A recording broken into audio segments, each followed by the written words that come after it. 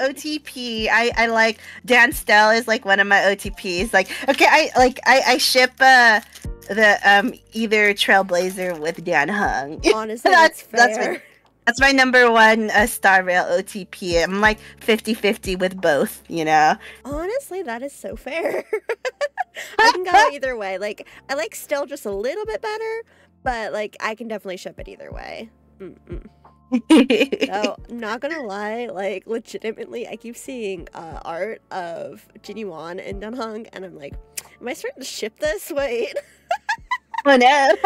Because it's really cute, and then like the history behind that and stuff, like it's got some juicy angst potential, let's be honest.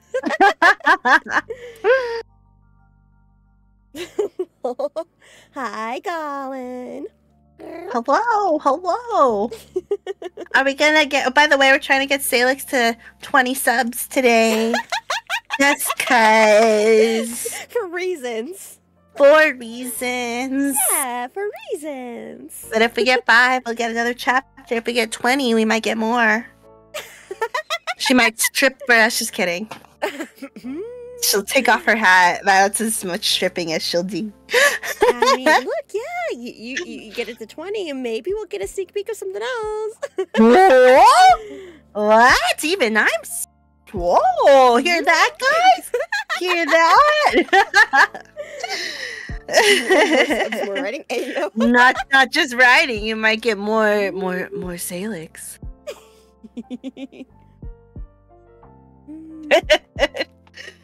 I mean, I've got something I can show off. Oh shit! Woo! Colin, thank you for. Look at all those gift subs. Oh my god! Well, looks like you have to finish the next chapter. So there you go. So I guess we're getting what's left of this fic. Now we need 14 more subs in order to get more Salix. And you guys love Salix here, I assume, right? Right, guys? I assume this was the bully Salix. It's worth it. Wow. Thank you. Bully her with subs. Thank you. Yes, hope we get more.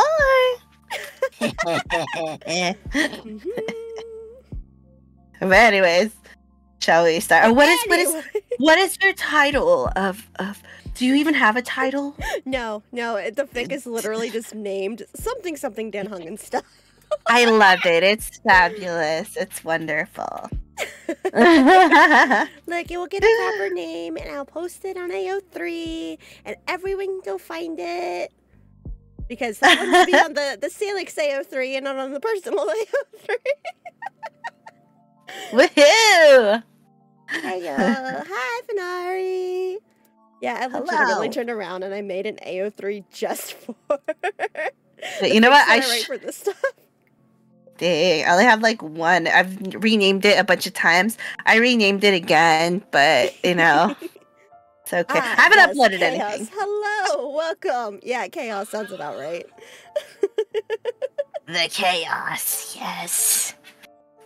Yeah, like I said, for me, it's like I've got my personal one, which I'm not telling people about. So, like, if you know it, you're not allowed to share it, or I will come for your head. Oh my and then goodness. I've got the one that I made for like fics for like when we read on stream and stuff like that, so I can post them there. Yay!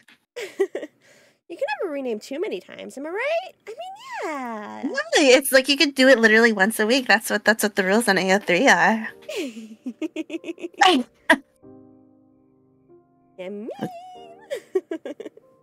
Okay, so we let's go ahead. We'll get the first one read.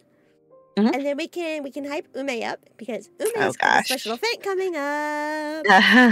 Okie doke. Look, it's exciting. We're gonna love it. Yays. You sound so enthused. Like, it's gonna be great. It's gonna be fabulous. Okie doke, shall we start? Yeah. Let's go. Okie dokie. Okay. So let's go. 3, 2, 1. March, are you sure about this? It doesn't seem necessary. We don't have to go. Don't be silly, Stelle. Of course you have to go. Dan Heng has already left to greet Bronya. And besides, you know how long he's been cooped up after everything that happened on the Luofu. It'll be good for him. Oh, okay, but why do I have to go down looking like this? Standing before the mirror in March 7th's room, Stelle could hardly recognize herself. For someone who hardly wore makeup, the red color outlining her eyes and the deep stain on her lips felt foreign. In place of her standard gray and black tactical styled outfit was a flowing dress draped on her body, skirts swishing around her knees as she moved, with sleeves sitting offset her shoulders, and the dark colors shimmering iridescently in the light. The silver hair that she normally wears loose was twisted into a bun on the crown of her head, held in place with an intricate pin. The necklace March had insisted on glimmered at her throat, matching the earrings that hung by her face. Behind her, March stood with a proud look. Red stained her cheeks, a sign of the fever that Walt deemed too high to be roaming a planet as cold as Dorlof 6. But the grin she wore wasn't dampened in the least as she looked at her friend's makeover. Kitty, I don't get to wear my nice dress out. One of us may as well get to be a bit dressy. Stelle couldn't help but give a smile at how pleased March looked with herself, shaking her head as she looked at the two of them in the mirror. She had to admit, it didn't look bad or anything. It was just a bit different. Felt a bit much when it was just going to be her and Dan Heng, but still could human March sometimes. Okay, fine. Are we about done, though? I don't want to leave him alone too long, and it's already near the time we agreed to meet for dinner. Did you want us to bring you back something? No, I'll be fine. Himiko's soup was way better than her coffee. So I'll be set. If you find a souvenir, maybe, but I'd be good with some pictures. Stelle hummed and nodded before saying goodbye, checking with the rest of the crew before leaving to find Dan Heng. She was admittedly more than a bit curious about the Solwarm festival, especially since last time everything with Topaz and the IPC got in the way. With a smile and wave, she was off. Trailblazer, my friend!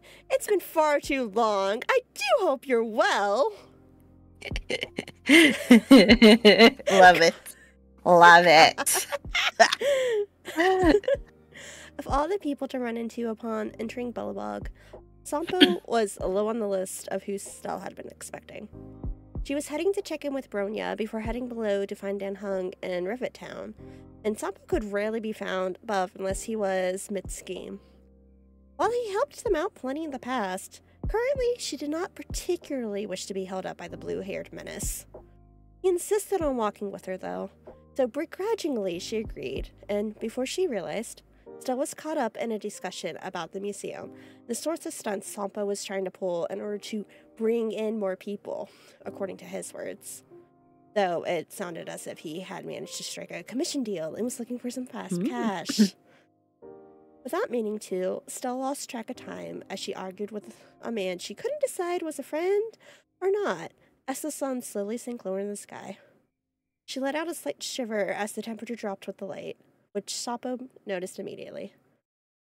Oh, friend, apologies! I had not meant to keep you for so long. Look at the hour! Here, let me take you to one of the best food stalls the festival has to offer for a warm meal as compensation. His hand reached out for her shoulder before someone else grabbed his wrist. That's quite all right, Sampo. I believe Stelle and I had plans first. Dan Heng! Stelle blinked, surprised to see him. It was then that she properly registered the time. Oh, I'm so sorry. We were supposed to meet ages ago. I didn't realize how long we had been talking. I didn't worry you, did I? As he turned to speak to her directly, Stelle couldn't help but notice how his eyes widened the tiniest bit upon the sight of her. It was then the passing thought of how well her outfit went with what he was wearing filled her mind. Thinking of the red coal and the deep green she currently had on. A slight flush colored her ears at the thought, though she was careful to keep her face apologetic when she met his eyes. Dan Heng released Sampo's wrist, a smile that was a touch shyer than Stelle was used to seeing on him, gracing his face. I was curious where you were, but with your penchant for trouble. But I knew you'd be around with someone. After I checked in with Bronya and you hadn't stopped by. She sends her regards and says not to worry about stopping by today and just enjoy the festivities. How was March before you left? I see she got a hold of you. This time, Stelle couldn't stop the blush spreading across her cheeks. She was in good enough spirits. Just asked for some photos of anything interesting. Do I look okay? Before he could respond, a throat cleared, making Stelle jump a little. They both turned to where Sampo was standing nearby, a smirk clear on his face.